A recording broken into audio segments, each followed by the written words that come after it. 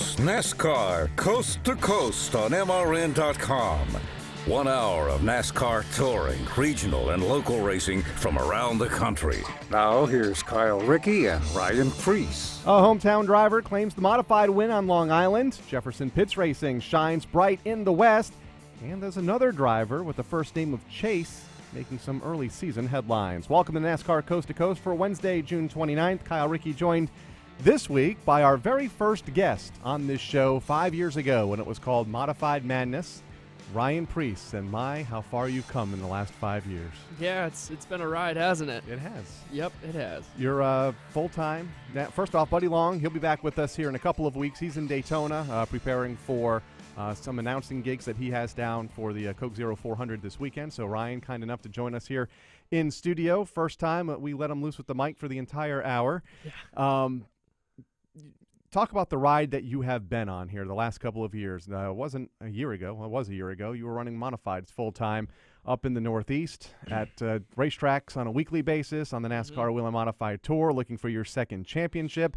And now you're in a NASCAR Xfinity Series full-time, top 20 in points, and looking for a spot in the first-ever Xfinity Chase. Yeah, no, it's great. It's been tough. We've had to work really hard, whether it be with every team that I've been with in the modifieds, and I still go up there. I've had quite a few second places, not a win yet, but it's been close. But I'm really loving the fact that I'm down here, not too far from you. We still haven't gone to GoPro. And have raced. A new place right across the street here that just opened. Really? We'll talk okay. more about that. We'll have to talk about that. But I'm really excited about this opportunity that I have with Johnny Davis Motorsports and to run that 01 Xfinity car with G&K and all my supporters, Falmouth Ready Mix, Mizzy Construction, and Mohawk Construction, and everybody who's helping me, Uptake Vineyards. Just really excited to get down to Daytona and hopefully make it more than a few laps this time. And I have all the faith that you will, hopefully. Biggest challenge in adapting to these heavy stock cars for you coming from the modified ranks? Just the radial tire is a little different for me. I'm not really used to that. I'm used to the bias ply tire or the rubber that the modifieds have. So it's that I would say is the challenge. But as far as how they drive, they're pretty immaculate on how they're set up. Really not a lot of roll like everybody talks about. There's actually more roll. When I mean roll, I mean how the car lands into the corner. There's a lot more in one of those than there is in a Xfinity car. So I'm kind of surprised by that. But just different. Not really too much. I would say I'm just trying to get used to that radial tire. And it seems like all three drivers with the team kind of doing the best they can do, probably a little more with the amount of resources and funding that you guys have. For the most part, a fairly small team, but you and Ross Chastain, Garrett Smithley, we're seeing you guys up there in the top 15 more and more.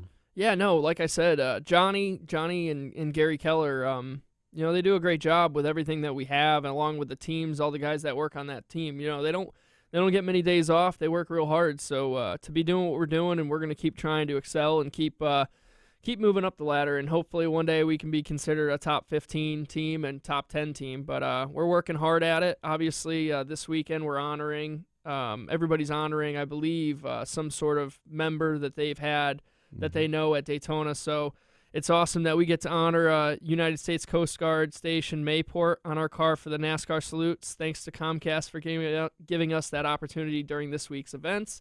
And obviously Mark Membrino, a buddy of mine, so we're doing it for him. Good deal. Look forward to seeing that on the car this weekend in Daytona when we do get down there. On the show today, Chase Purdy will join us, currently third in the NASCAR Wheel and All-American Series Championship standings. And honestly, before this year, not a whole lot of people have heard of Chase Purdy. He also runs the Legends cars every Tuesday night at Summer Shootout here in Charlotte. Went from fourth to first on the final corner of the final lap last night to take his second win of the season. So we'll talk to him about Legends car racing and late model racing, as he is third in the championship standings in the Wheel and All-American Series Division 1. Also on the show here is Gracin Raz, a driver that has really come to life here in the mid-portion of the NASCAR K&N Pro Series West season. That Jefferson Pitts team, as you noted a little bit ago before we came on air, on fire lately, especially with Noah Gracin picking up that win at the Stafford Motor Speedway just a couple of weeks ago. Yeah, they've been really stout. I kind of followed along. Obviously, Stafford's my home track, and being there or not being able to be there, I was kind of following along the race, and it sounds like he had a pretty good race car, so it was pretty cool for him to be able to go there his first time and win that race. And they are two very good road racers as well, finishing second and third last week at Sonoma Raceway in California. Noah Gracin second, Grayson Raz third, behind Sprint Cup invader Chase Elliott, who claimed the win at Sonoma last Saturday afternoon. So Grayson will join us here in a little bit to talk about that race and his season so far. And joining us here in just a few minutes will be Timmy Solomito, a driver that you raced against this past Saturday night at the Riverhead Raceway in New York. He won. Mm-hmm. You did not. And I was looking at the final results sheet. Yep. Handling was the reason why you fell out of the race, and I just found that odd for you to fall out of a race because of handling. Yeah, no, we got raced for points, and we I mean, let's just be honest. Riverhead that day was just not a good day for us. We broke a rear end on lap 1 of practice and basically lost the whole first practice and about half of the second practice, and only got 3 runs, and we had to do a lot of things to kind of band-aid stuff, and what I did after practice to what I hoped was going to make the car better for the feature didn't exactly do what I thought it was going to do. So as soon as, even in qualifying, I knew we were going to be in trouble. We didn't have enough left rear drive, and if you don't have that at a short track like Riverhead, you're going to have a lot of problems. So as soon as we started the race, just pretty much was going to try and lead some laps and be a little fast for a little while. And as soon as we, around lap 80, I think it was, dropped back to 3rd or 4th, it was, let's pit and try to see if we can make this better, and it really didn't. And then things were getting a little hectic out there, a little crazy. It's a bull ring, so I just said to myself and my father and Eddie, I said, I'm going to pull off here and not be in the way. I don't want to be that guy that's going to cause a problem. So we pulled off and brought it in and tried not to bend anything else up. Was that hard to do, and had you ever done that before? I've never done that before. I'm not a quitter, but at the same time, I respect Eddie's equipment. And there's, like I said, what's the difference between me finishing, wherever I did right there? I'm not racing for points and 11th, so yeah, 23rd, and now, finishing 11th or 12th. I mean, we were just riding on the right rear at that point. There was really no point to stay out.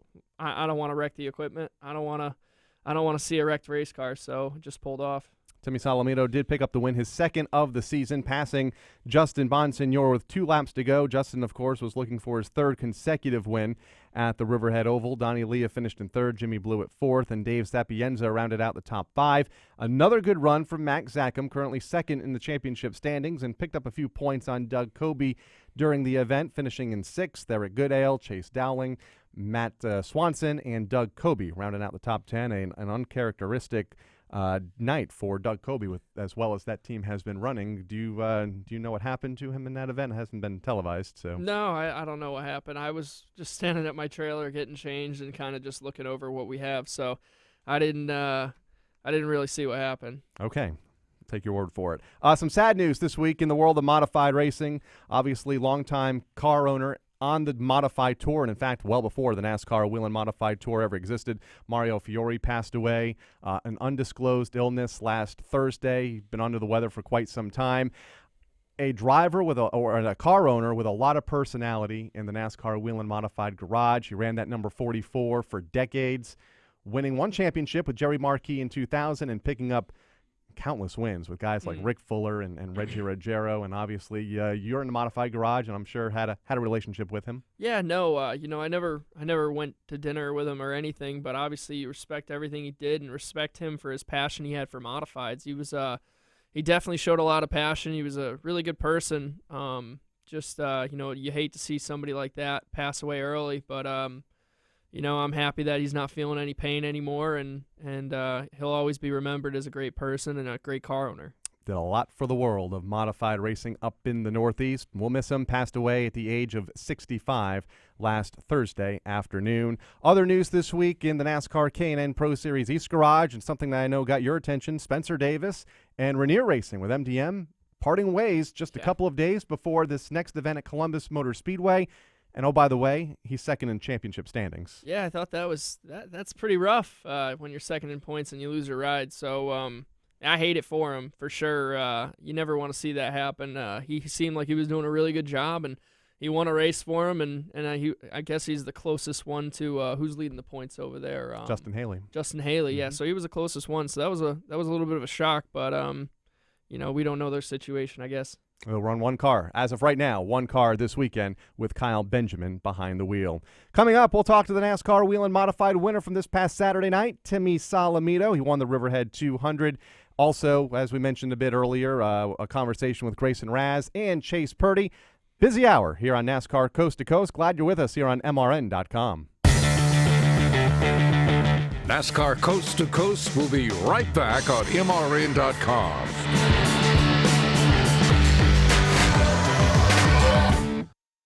Whatever you drive, wherever you go, Hercules Tires will get you there, whether you're running on dirt or running a job.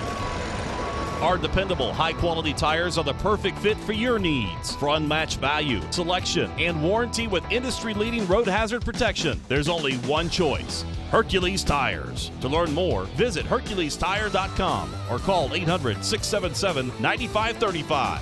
Hercules Tires, ride on our strength. Live sports are the one true reality entertainment, where a single dramatic moment can become timeless. In NASCAR, Motor Racing Network's live broadcasts elevate your senses to the sights, sounds, and struggles taking place on the racetrack. One final lap of the Daytona 500. Joey Logano has the point. Junior crosses over. The power of radio to the imagination of the listener. Tune in to the Motor Racing Network. Visit MRN.com for an affiliate list in your local area. Looking for winged sprint car coverage? MRN has you covered with Winged Nation. Tuesdays at noon Eastern, it's Winged Nation presented by Hercules Tire on MRN.com. Thursdays, check out the Winged Nation Weekend Preview podcast presented by Hefner Racing Products. Then on Saturdays at 9:30 a.m. and 12:30 p.m. Eastern, watch Winged Nation presented by Sage Fruit on BAV TV. MRN's Winged Nation, your source for all things winged sprint cars. This is NASCAR Coast to Coast. Now back to Kyle Rickey and Ryan Preece. Back with you here on this Wednesday afternoon here on NASCAR Coast to Coast. There was a lot of other modified racing up in the Northeast this past week. At the Waterford Speed Bowl, Joey Gaeta picked up his first win of the year. Keith Rocco picked up win number 3, twin feature nights at the New London Waterford Speed Bowl. And at the Stafford Motor Speedway, Ted Christopher picked up his very first win in a modified at Stafford for the first time since 2014, and he beat you to do it. Yeah, he did. He had a really good race car. I mean, that was for all the years, I think it's been 6 years I've been racing here, that was probably the best race car he's ever had for sure. Looked like a good race. Came right down to the final couple of laps. You Yep. snookered him on one restart, but it was, a lap and a half later. He got you. Yeah, he was really good. Just like I said, if I was going to do something, it was going to have to be with 2 to go. Just because a draft does play out there. You'd be surprised on a half-mile track, but there really is a draft. So I tried to wait, and those last 5-6 laps, I just started to get a little too tight in the center and just a little too free up off, and just couldn't stay right with him to stay in that draft to help me stay with him. But it was a good race. I'm happy for him. And second place, no carnage on our race car. Right. I could put it in the garage, and I like winning though, so it was tough. But I got beat. You'll have your night. I hope before so. the end of the season. Yeah. Driver that had his night at the Riverhead Raceway on Saturday night for the second time this year on the NASCAR Wheel and Modified Tour, Timmy Solomito won the Riverhead 200 and picked up his first win since Thompson back in April. He joins us now on the guest line. And Timmy, 2 this year in the first handful of races. Congratulations. This one, though, had to be pretty special for you, being that it was your hometown racetrack, a track that has been known for all the Solomitos for several years now. Yeah, winning in front of the home crowd is always awesome. So definitely something that I've always wanted to do since we got out on the tour, and just really happy that we were finally able to do it. We came close a few years back with Lane Anderson driving for him, and Ryan actually beat me. So it was pretty good to get out there and get one for the hometown and, get one that Riverhead Raceway. It was definitely awesome. Took the lead with just a couple of laps to go. Justin Bonsignor trying to win his 3rd consecutive event at that racetrack and fell just short. Kind of work us through those last couple of laps and the pass to the lead with 2 to go. Yeah, we had a really good car, and I knew we just had to kind of save it. The track crew has gotten a lot better at Riverhead with the new owners, and we actually ran a lot more green flag laps than we normally do there. Usually it's about 100 on the caution, 100 on the green. So Just kind of bide my time in the beginning, just saving it, and put ourselves in a good position at the end.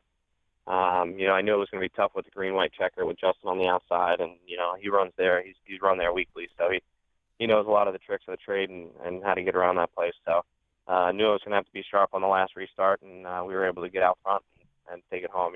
So it was a good battle, and just really happy that we were able to come away with no damage and a winning car. So that's always a good night at the racetrack.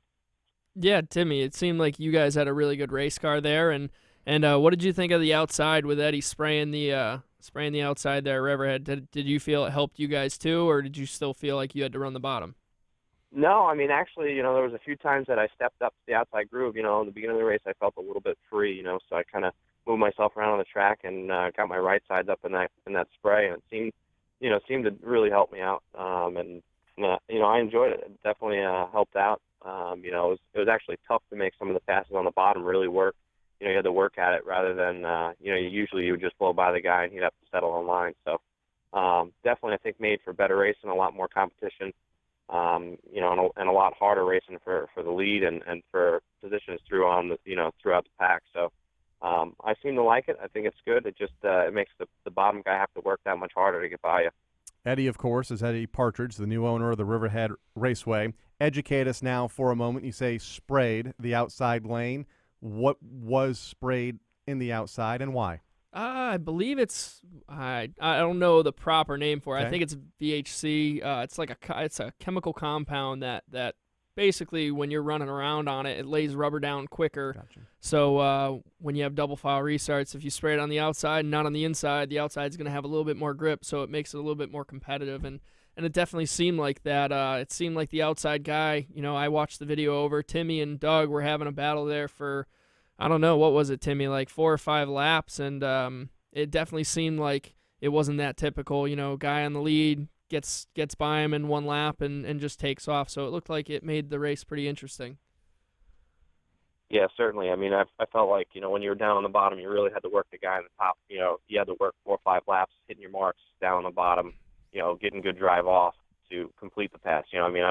I went like 10 laps alongside of Leah, and I'm thinking to myself, I'm really hurting the right rear tire down, pinching the car down, trying to get by him, that I really need to get past him. And finally I was able to get by him. But, same thing with the battle with Doug. I knew on the restarts they were going to be tough because, the outside groove was really working well. And working down on the bottom that long, usually you overheat that tire, and then, it could cause you at the end of the race to be real free. So I knew I kind of had to try and make those passes as quick as possible and try and get out and get single filed so I could, start saving my car again. So I think it definitely improved the racing and sounded like the fans really enjoyed the race too. There was a lot of passing for the lead, a lot of lap traffic, which made it tough. You kind of had to decide when you were going to go to the outside of the guy coming up to him and not lose your spot. So, all in all, I thought it was a pretty good race for the fans. It got a little rough there at one point, but, it's moving out towards the end, so that was pretty good. 9 lead changes during the course of the event. A hot and cold season for you, Timmy. 2 wins, obviously, at Thompson, and this past week at Riverhead, a 4th-place finish at the Stafford Springs Sizzler. But outside of that, those 3 finishes, everything else has been 15th or worse. A 15th effort at Waterford and Thompson, 23rd at the second race at the Stafford Motor Speedway. Frustrating knowing that you have a fast race car every time you guys unload? Yeah, it's been tough. The tour's been a little rough. It's just it's kind of been one of those years. We came out real strong at Thompson and Stafford the first 2 races of the year, and then we've had really fast cars and been in position to have really good finishes and really good nights, and just been on the short end of the stick. And sometimes they were my fault, sometimes they weren't, but it's just part of racing, I guess. I know we have a fast car. I know I have a really good team, and the results that are 15 and worse are not showing what the car was really capable of. We ran in the top 5 most of these events, just haven't been able to finish them. So I think if we start clicking off finishing races and having a little bit of luck here, I think hopefully we'll see the 16 at Victory Lane a little bit more. And I'm sure you guys will be. You guys seem like you've had a really good race car here this year. Even when I've been following behind you, it seems like it's been pretty spot on. So moving forward throughout the season, one race that I'm pretty disappointed that I'm not going to be able to make it to is Oswego Speedway. which is definitely I felt is one of my better tracks, and I'm curious, have you ever been there, and are you looking forward to going there also? Yeah, I've never been there. I've been watching a lot of YouTube videos and stuff like that. It looks pretty wild. I'm really excited to get up there. Really excited to get out on the track and see what it's all about. But never been there. I know the 16 team has been with Mike Stefanik, so it's good to have a little bit of a notebook for me to start out on, and hoping we have a good strong run. It's kind of far from home, so I don't know if we're going to get up there and test or anything like that. So. But definitely one that I'm looking forward to, and might have to call you for some tips on that track. Yeah, I'll give you a tip. Going into turn 1, there's a scoreboard. Don't look up because you will hit the inside wall like I did once. So let's try not and do that. Yeah, that's a good one. Next race on the schedule, we go to the Magic Mile, New Hampshire Motor Speedway, for not one but 2 races. That more trying for the race teams, running the All-Star race on Friday and then having to prep, in a lot of teams' instances, a second car for Saturday's afternoon's 100-lap event? Yeah, it's tough because you don't want to wreck your car in the All-Star race, if you're using the same car. So, it's tough. It kind of cuts back on practice time if you're going to use 2 cars. They don't have a separate practice for the All-Star deal, so you're kind of, jumping between car and car, 2 cars trying to get them, smoothing out. Typically, I know the 16 team, we like to try and run 1 car, and try and get some feedback from that race on Friday for the race on Saturday. So we've shown good potential in the beginning half of the races at New Hampshire, just haven't really been able to hit the end. So, we got the notebook out. We're actually going through some things now. I think we're going to go up there and hopefully test a little bit. So, just hoping that we can put it all together. And, everybody tries really hard at New Hampshire. It's a Daytona 500 of modifieds for us. So, to click off a win there would be huge, and we're just going to go there and try and do the best that we can. That's what we've been doing all year, just going and making sure that we have a good car underneath us and logging laps and filling out the notebook a little bit more. So hopefully next time when we go back, we're that much better. So I'm just going to keep going and keep doing the best we can, and that's the plan. And that's all you can really do. At the end of the day, it is going to be what it is, and that's what I've kind of learned. But at the same time, I know Seekonk is having an open wheel Wednesday 10,000 to win show today, so I just looked at the schedule, and Seekonk's on the Wheel Modified Tour schedule. Are you guys there today, or are you racing anything there today to help prepare for that? We were going to take my dad's car, but, with taking a lot of time off of work for the tour and whatnot, it's tough to get days, so we ended up sitting out this one, and, it hurts. I'm following it on 51 Modified on Twitter and online there, so I really wish I could be there because I think that's going to be one of the tracks that makes or breaks the end of the year for points and whatnot.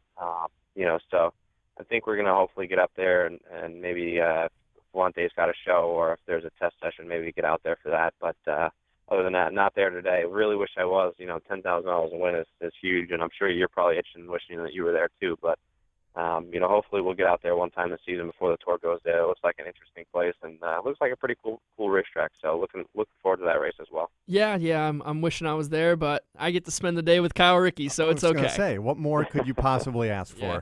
All right. Exactly right. You have won a championship for the team that he's driving for, Mm-hmm. Flamingo Motorsports. What advice would you give him as he races for his first championship this year, currently 5th in the championship standings? Just keep doing what he's doing. He's doing a really good job this year. I've watched the races that have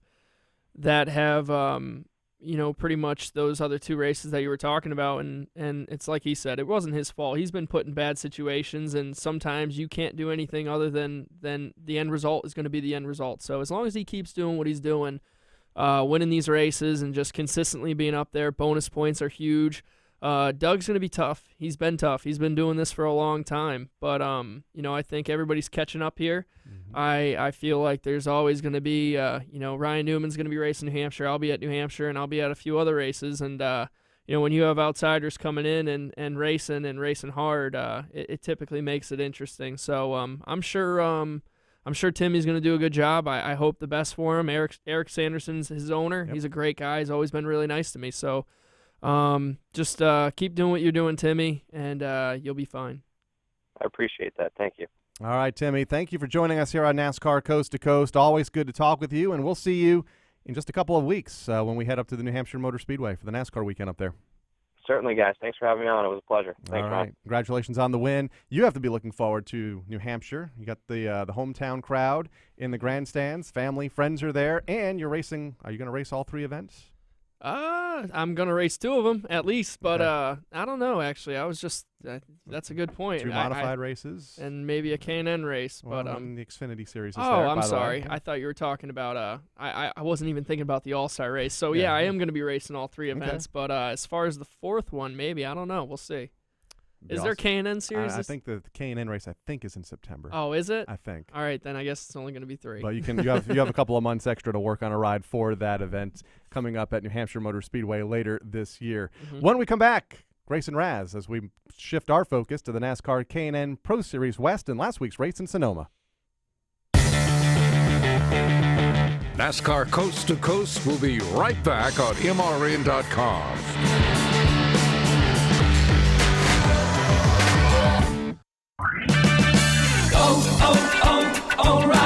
If it's time to do some much-needed maintenance on your vehicle, stop by your local O'Reilly Auto Parts store during Maintain and Save Days. Whether your car needs oil and a filter, antifreeze, new shocks, or a new battery, O'Reilly Auto Parts has the low prices on the parts you need to help you keep your vehicle running at its best. O'Reilly Auto Parts. Better parts, better prices every day. O'Reilly Auto Parts.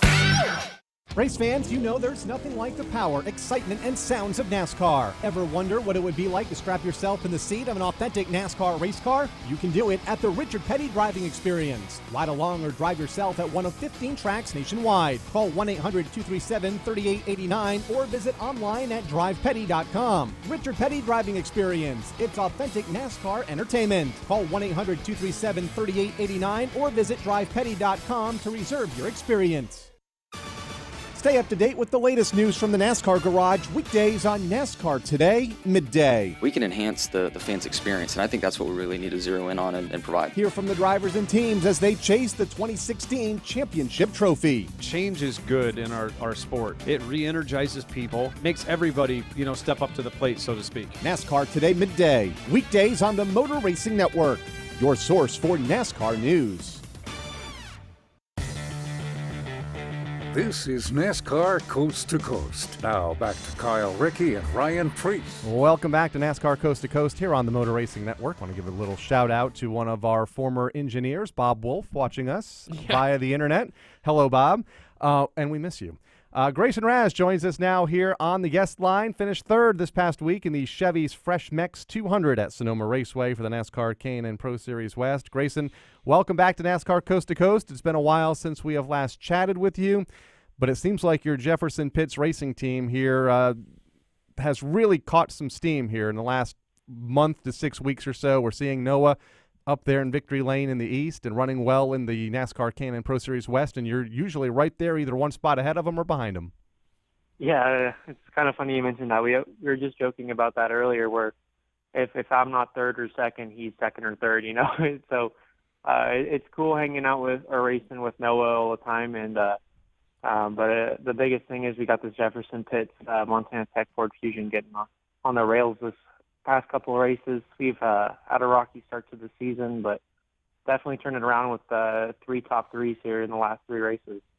And that included a 3rd place last week at Sonoma Raceway in California, the first of 2 road courses. Do you consider yourself a road course expert, or at least a driver that can show up and do well? Because I know that I don't think you have a whole lot of road racing experience in a stock car. Yeah, I think I'd be the farthest thing from a road course ringer, but that was my 3rd road course race ever. So it was really cool racing with, guys like Chase Elliott who've got even or not. He may not have raced at Sonoma, but he's extremely talented all road course racing. He's proved that, and all national series that he's raced at. So it was cool to race with him. I definitely picked up a few things. So I found where I made my mistakes. I found where he got an advantage on even me and Noah. So definitely picking up a few things, going to take some notes and go back a little bit stronger next year. Yeah, Noah, this is Ryan Preece and just sitting here with Kyle Rickey. Running the West Series primarily. Are you guys still going to run a few East races this season? And what do you think of Sonoma? I thought Sonoma was really, really cool. Last year I didn't really enjoy it so much. I think I qualified like 21st and ended up 12th and spun around. I got turned around in turn 11, so just really didn't enjoy my time there. And I don't think I went in as prepared as I needed to succeed coming out of that event. It was a really bad point day for us. So this year I just had my mindset on kill, and I learned as much as possible. I try to talk to as many people as possible about how to get around that place, how to effectively get off those lower speed turns like turn 7 and turn 11, because I feel like that's where I really lost my time there, setting up the next couple turns. And so that was really disappointing last year, so I'm glad we were able to turn that around. To answer your question on the East, I'm hoping to get another race or two in this year. Mill I believe, is running the full season, so we definitely will be having a GPR car about just about every K&N event this year, including at New Hampshire on July 16th. Yeah. So we rectified that during the last break. The NASCAR K&N Pro Series East will be there with the modifieds, Xfinity, Sprint Cup. Like I think the Legends probably run the Little Track on Saturday night. So a full weekend there in a couple of weeks at the Magic Mile. What are some of the challenges that you have noticed with the Jefferson Pitts team in trying to run both series on complete opposite ends of this country with Noah and yourself showing up at a select K&N East races this year? I think the biggest thing is probably testing. It's hard to find a testing date when there's always back-to-back-to-back weekends, and when the cars aren't even getting back from places like Virginia or, North Carolina or even New York. So it's hard to get the cars back and forth. But I think compared to last year, I think our JPR team was definitely a lot more prepared. We got a lot more newer body-styled cars this year. And it's just been, I feel like the guys are just a lot more organized. We just didn't have a lot of time to prepare ourselves last year. I feel getting the cars later in the off season from Gene Price Motorsports, it was a challenge of just getting the up and running operation and getting the proper testing that we needed and all that sort of stuff. So I think that was testing probably the most difficult thing with running east and west, but we still find time to get to the track. We have a gorgeous little half mile up in Yakima, Washington. That's about 20 minutes from the shop. So we can go shake down the cars there, figure out what we need to do. We even took it there before Colorado because the track has such vicious bumps and kind of simulated what we'd be going over in Colorado. So that's the sort of things that we try to do as much as possible, but it's hard to get to other tracks like down in California and that sort of stuff. But as the season kind of winds down, I think we'll be able to make more trips. Yeah, no, I hear you there. And going back to what you talked about with the bodies, changing the style of bodies this year, what do you feel? I'm not sure if you drove the old style body, but what do you think about this new style body as far as downforce? And I like looking at them, but I never drove the old style. So what do you think about it? So I drove the old style bodies majority of last year, and compared it. I did back-to-back on Iowa with a first race that went on the old style and then second race in the new. And there's a noticeable difference, like, on just the amount of side force that you get, and you can almost feel the car just catch itself. I mean, it's the guys at Five Star Bodies did an amazing job putting that piece together. I mean, like you said, it looks gorgeous, but it's definitely effective and has a pretty solid advantage over older bodies on those higher aero tracks. Back to road racing this past weekend at Sonoma. Several of the title contenders, Todd Gilliland coming to mind, finishing 24th. Chris Eggleston, last year's champion, finished 26th. Again, not sure what put them back there yet, but you capitalized on it. You finished among the top three, and with 3 road course races this season, could it be these 3 road races that bring you guys back into this championship battle? Not that you're out of it, but you are down 20-something points to race or to point leader Todd Gilliland. Could you get back in it with these 3 title races? Or three road course races coming up? You got 2 more in Utah coming up in a couple months. Yeah, I think so. The biggest thing about road racing, especially when there's such a big field like there was at Sonoma, is just, my guys were just putting emphasis on it the entire race. Just, keep on the racetrack, stay out of trouble, don't take risks. It was unfortunate for Todd and Chris in the beginning of the race when pretty sure it was a 17 that had like a alternator go bad right on the start and just didn't go, and we all got stacked up there, and a BMR guys got kind of the bad end of the whole deal.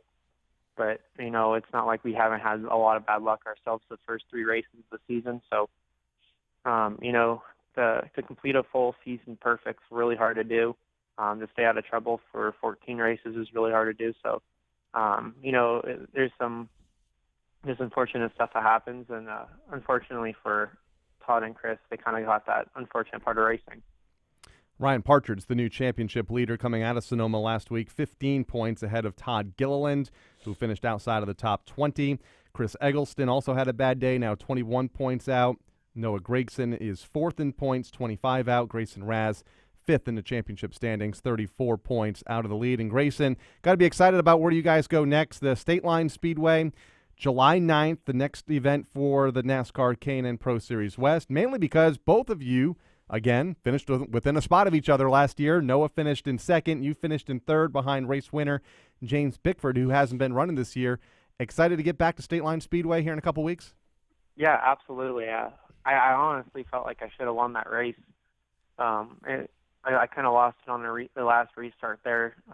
You really have to be on the outside to be effective at State Line there later in the later going. So after having 150 laps on your tires and trying to restart on the inside, it's really hard to do. But I made a Rickey mistake. I didn't realize. I was just told don't beat him to the line, and I didn't realize you're allowed to beat him through the gears.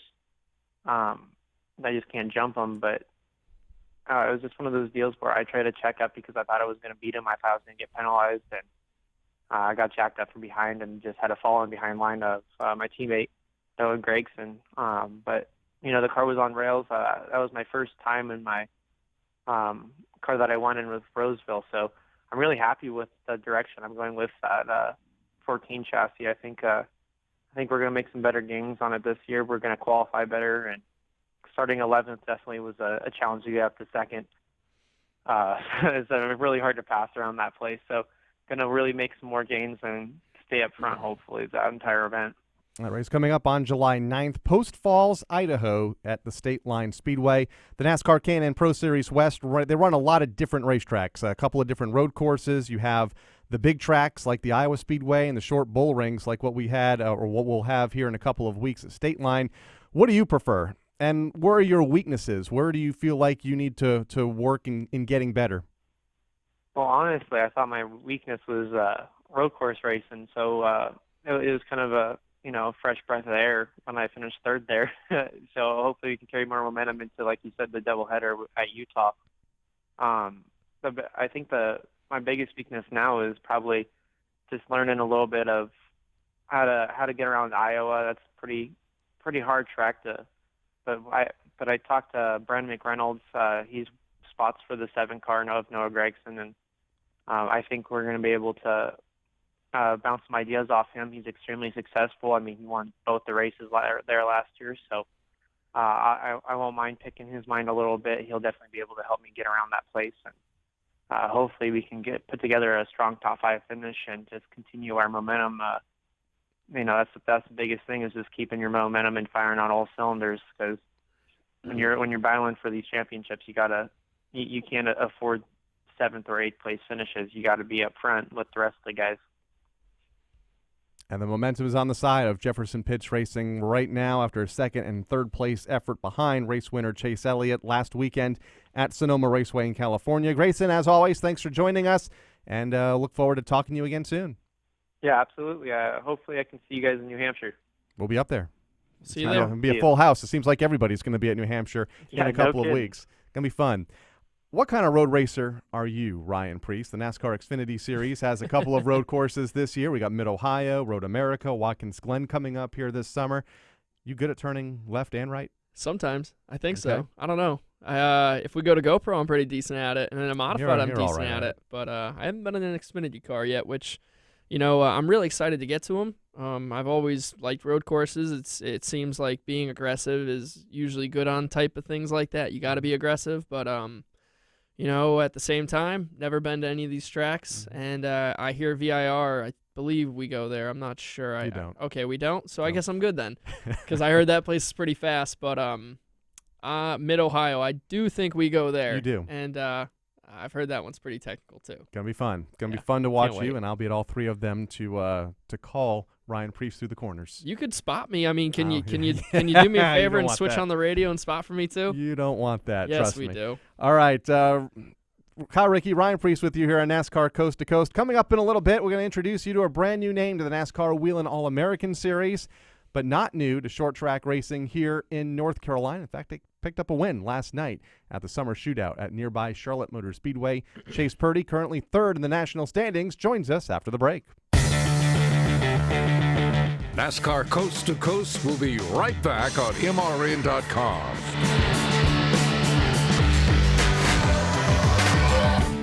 When the smoke settles, the entertainment never stops. I feel like experience kind of outweighs youth. On race weekends, your favorite NASCAR personality is an everyday superhero. Kyle Busch driving for his life right now. But when they leave the racetrack, they're just like everyone else. Our lives are so much different than what people may think they are. I'm Susie Armstrong. Join me on a daily journey as we discuss the hot topics and engaging personalities of NASCAR Nation. Ned Jarrett's World of Racing, weekdays on the Motor Racing Network. Before you set your fantasy racing lineup, check in with our experts to get the inside line on who's fast and who's last entering the race weekend. Robbie Mays and Tyler Burnett take you inside the facts, stats, and latest news from the track so you have everything you need to set your team and win the weekend. Log on to MRN.com and enter the Media Center every Friday. It's the inside line on demand and only on the Motor Racing Network. Motor Racing Network, glad to have you aboard for our coverage of practice, something we will be doing all throughout the year. They are pretty close in practice. You said you learned a lot in practice. We can have a good, clean practice. How many teams are going to opt out of practice? Get this practice session underway. As we close out practice. What are we talking about? Practice? We're talking about practice, man. We are talking practice. Sprint Cup Series practice on the Motor Racing Network. Join us all season long on MRN.com and the MRN app. This is NASCAR Coast to Coast. Now back to Kyle Rickey and Ryan Preece. One championship that we keep an eye on all year long from May to the end of September. It's the NASCAR Whelen All-American Series National Standings Division 1, mainly the lead class at every NASCAR Whelen All-American Series racetrack. They gain points toward this division. It is based on a number of things, and car count is probably the biggest of them recently. You win at a track that only has, 8 or 9 cars, you're not going to get as many points as if you win, like, say, Keith Rocco did last week at Waterford with a 25-car field. Yeah, it's tough. Actually, what's funny is I remember 2011 or 12, I finished, I think, 4th, and that was the highest I ever finished, and I had better years after that, but because we didn't have car counts at certain times and I wasn't as dominant at Stafford during that year, it's just tough. So it really comes down to just having a really good car but having the car count to go along with it. Because I'm sure there's guys that finish 50th in points that win, just as many races as Lee or Keith or anybody, but they don't have the car count to go with it. Matt Bolling's the championship leader right now. 18 starts, 5 wins. He has run 5 different racetracks. Keith Rocco second in points, 7 wins in 19 starts at 3 tracks. And in third in points, rookie driver Chase Purdy, 2 racetracks, focusing his efforts at Greenville Pickens Speedway in South Carolina and Myrtle Beach in South Carolina. 8 wins in 15 starts. He joins us now on the guest line. Chase, not a bad start to your 2016 season. Was this point system, the Whelen All-American Series standings, even a thought, say, 6 weeks ago? No, sir. We originally planned to, we were going to do some NASCAR wheeling stuff and some Cars Tour stuff, and after until about a few weeks ago, crew chief calls me up. He's like, "Well, you got a choice. You can either run full NASCAR or full Cars Tour." And he said, "You're really high up in NASCAR points. It's a big deal, and so on." So I had to pick. So I chose NASCAR, and ever since we've been pretty good. I really am at a loss for words of how far up in points we actually are. I really can't believe that I've already got 8 wins and 15 starts, I think it is. It's crazy to me. Yeah, no, that's pretty good. You're right there with guys like Keith Rocco and Matt Bowling and Ted Christopher. So that's definitely an accomplishment. What do you think about Myrtle Beach and the competition, level of competition there, and how aggressive that racetrack is on tires? Myrtle Beach is tricky. I think there's a lot of good competition there. It's definitely gone up, I think. And, tires there is everything. If you can have good drive up off the corner, especially turn 2, that's a hard corner to get up off of. You really just got to save tires and manage your stuff, and you should be all right. I mean, there's going to be a lot of guys that are going to go out there and want to run hard a little bit, and they might slide or slip, and about 30 laps later, they're going to come back to you. So if you ride just around like maybe 7th or 8th, a lot of those guys are going to come back to you. I think the trick is just to ride and be smart. You're the only rookie right now in the top 10 in the nation, and there's a good reason for that. You're just 16 years old. For those that don't know the name Chase Purdy, kind of bring us through your career, where you've come from, how you got into the sport, and ultimately how you've got to where you are today in a late model. Well, my grandpa actually got me into the sport. When I turned 9 years old, he put me in. I used to live in Mississippi, so I raced in the Traxxas, I think it was Traxxas Twin State Series in Mississippi and Alabama in go-karts. And after about 3 years of that, when I was 12, they moved me up to a Bandolero car, and I raced in Atlanta for my first year, and then I raced Charlotte and Concord and other tracks around North Carolina. And then when I turned 15, I went to Legend Cars, and that's really when I kind of shined a little bit. And I drove for Dennis Lambert, and I still drive for him. I drove a race for him last night. And then when I turned, actually this year, in January, I started racing late model stock cars with Lee McCall, and they had done so much for me. I mean, it's honestly, I don't know how to put it into words. How has you're running in third right now, and you've run at 2 racetracks, the least amount of racetracks among drivers in the top 3. Has your schedule changed at all? Do you see opening up your schedule to maybe run some North Carolina tracks when you get weekends like last week when Greenville wasn't running a NASCAR event, or Myrtle Beach? We are looking, but we are actually going to Myrtle Beach this weekend, so we'll see how we do there. But we look. I mean, we have a schedule already planned out. But if something's coming up here, or there's more car count, somewhere else, or better competition, we'll try and race those guys. We're going to go where we can get a lot of cars, a lot of competition, where I can learn more, and that's what it's all about. My crew chief and me too. I mean, if you're racing these other guys with 6, 7 cars, then you're not going to really learn a whole lot. That's kind of like if you start up front all the time versus someone who starts in the back and works their way up. You learn more starting in the back and coming up through the field and stuff. Yeah, and that's a very good point.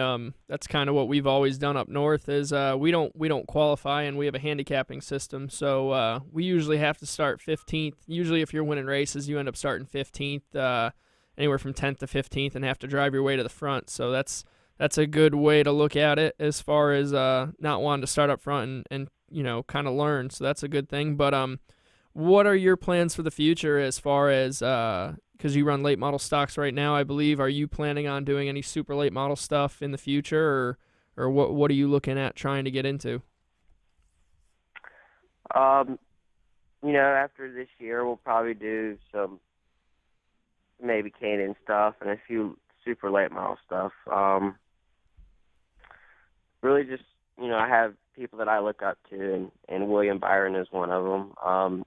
I like to follow his route up there, and I know, it's just a lot of things that are going on there. Everybody wants these young drivers, and there's a whole lot of young drivers, and there's so much talent out there, and it's hard to keep up with, and a lot of things can go on in a year. But that's 6 months from now. who knows what's going to go on, you know?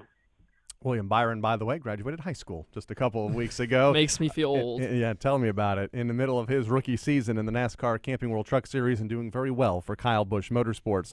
Ryan asked you a little bit ago about Myrtle Beach Speedway. I want to ask you about Greenville Pickens Speedway. You're racing against some of the track's most veteran drivers. Trey Gibson's there. Dylan Hall's there on a weekly basis. A tough track to figure out, flat, abrasive. How have you been able to figure that place out so quickly, do you think? My team, that's their backyard. You know, that's their shop is probably no more than 10 minutes away. You know, we've got a lot of laps around there, and I just listened to my crew chief, Lee McCall. He's got a lot of experience in racing. He's been a Cup crew chief for a long time, and now he does this late model stuff. So he's able to give me a lot of feedback that is helpful for me on the racetrack, and so he just kind of coaches me out there, and I try to make his job easier. Now, like Ryan, he likes to go to the racetrack 4, 5, 6, 7 nights a week, 8 if he could. I try to as well, and I was at Summer Shootout last night at the Charlotte Motor Speedway, round 4, and one of the wildest finishes to a race that I have ever seen.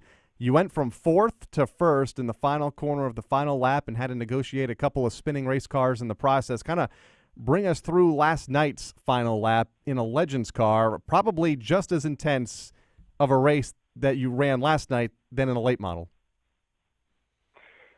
Yeah, so that was pretty crazy. You know, we didn't have the fastest car that we definitely didn't have the fastest car. We didn't really have a whole lot of speed, just we weren't able to really keep pace, so to say. Having that transition from a late model to a Legend can hurt you a little bit, but yeah, we came up off turn 2 on the last lap, and Carson just, I guess he kind of got in there a little too hard and tried to go for the win, and it got the 15 car.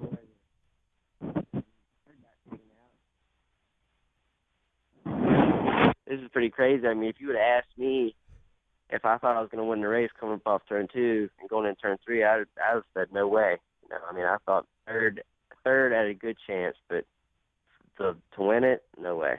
And the Carson you mentioned, of course, Carson Ferguson, one of the veteran drivers out there in a Legends car racing at Summer Shootout. Chase, congratulations on the win last night and on all the success early this season. It's been really fun to watch you kind of grow and mature on the racetrack, and look forward to chatting with you as the summer unfolds.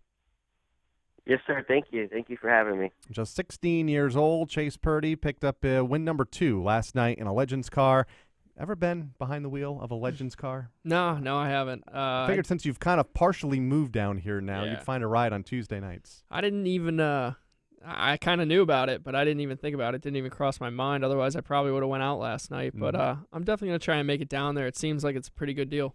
6 more weeks, and we have a bus race next week. Oh, so, I want to get in the bus race. It'll be a good time. So there we go. It'll be a good time. We actually only rolled 2 last week. Really? So. Oh, man. Mm-hmm. You going to drive one? No. Why not? No, Come on, There's Kyle. a media race at the end of the year, though, so we'll see. Oh, boy. So always a good time there at Charlotte, and whenever the Legend cars get on the racetrack, and Chase Purdy will be there running for a championship each and every week. Let's take a moment now, go off the wall with one of the female drivers in NASCAR's K&N Pro Series East. Dominic Van Werrigen's been having a good run and closing in on her first win. Let's get to know her a little bit closer now. Name one famous person that you'd like to meet and have dinner with, and what would you talk about? You know, I'm just gonna say Nicki Minaj because I think she's pretty awesome. Name one historic event that you'd like to go back to and witness. I guess I would like to go back and just see exactly, like, from a distance though, not on it, how like the Titanic sank and all of that. That would be cool. If you had your choice of exploring the depths of the ocean or outer space, which direction would you go and why? Outer space. I am a major space nut. If I wasn't in racing, I would be an astronaut. What is your karaoke song? Oh, I got a lot.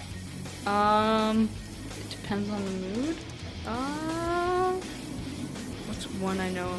Young Volcanoes by Fall Out Boy. Recite the alphabet backwards. Why? That's all I got. I have to write it out. X W B U T S R Q P O N M Your all-time favorite movie? Star Wars, number 3. I love Star Wars a lot. It's my favorite. And number 3 specifically because the bad guys win, and I don't particularly like movies where the good guys always win. NASCAR Coast to Coast will be right back on MRN.com.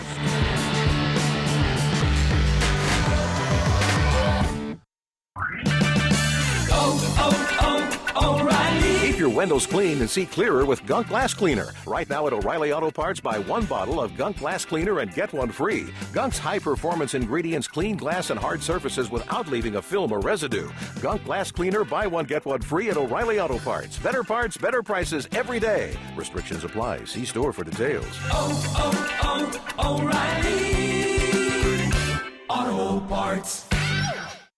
At Victory Junction, it's simple. We believe every child, no matter their diagnosis or disability, deserves the chance to just be a kid. So we provide a medically safe environment where children who live in a world of hospital stays and doctor's visits are free to do everything from riding horses, ziplining, swimming, fishing, and bowling, all at no cost to the camper. The experience inspires confidence, builds self-esteem, and changes the life of every child who comes here. Help us change a child's life at victoryjunction.org.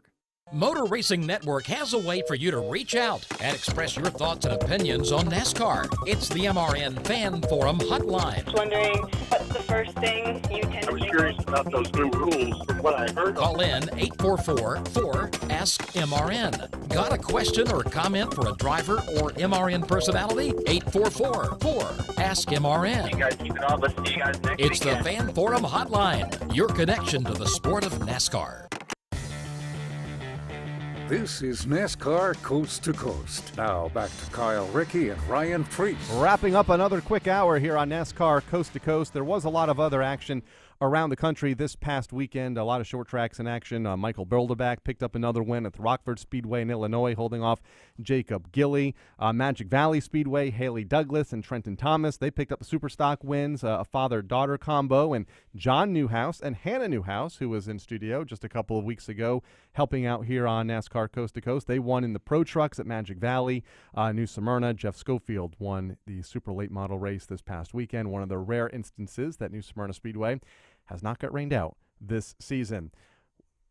Going to Daytona this week. Hopefully it's not a rain out. 60% chance for the next seems like 8 days.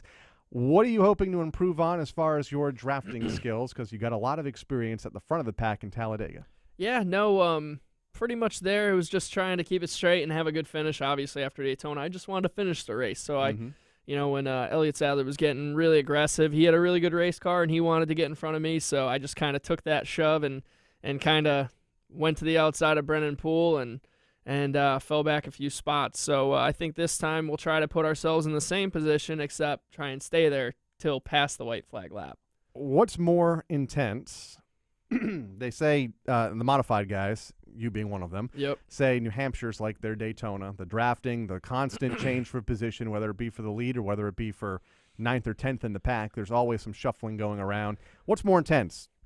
Drafting at Daytona, drafting at New Hampshire? They're different. Drafting at Daytona, you're wide open. It's just kind of visual. You're just, when you're in a pack, you see a lot of movement around, but it's all, the handling of the car, it seems irrelevant. Modified, a lot more aggressive. The handling of the car, you're fighting that. You're fighting the draft. You're fighting everything. But I'm sure this weekend with this G&K Chevy that we got with Johnny Davis Motorsports and Gary Keller, we're going to do the best we can. We're going to hopefully have a good run. And they both are, to answer your question, they're both totally different, but I'm sure this weekend we'll try and get a little bit more aggressive. And getting more comfortable. Are you getting more comfortable in just the atmosphere? Obviously, an atmosphere pulling into Thompson, Stafford, Waterford, Monadnock, Riverhead, much different than pulling into a Daytona, Talladega, and Bristol. Well, no doubt. It definitely is totally different, and it's an accomplishment to be here, and we're just going to keep on fighting and keep trying to be one of those guys that you look at as a top 10 contender every week. Absolutely, and you're well on your way. Top 15s right now. I want to thank Ryan Preece, Timmy Solomito, Gracin Raz, and also Chase Purdy for joining us. For Robbie Mays on the graphics, Craig Moore, producer, I'm Kyle Rickey. We'll talk to you here next time on NASCAR Coast to Coast here on the Motor Racing Network. This has been NASCAR Coast to Coast with MRN short track experts Kyle Rickey and Buddy Long.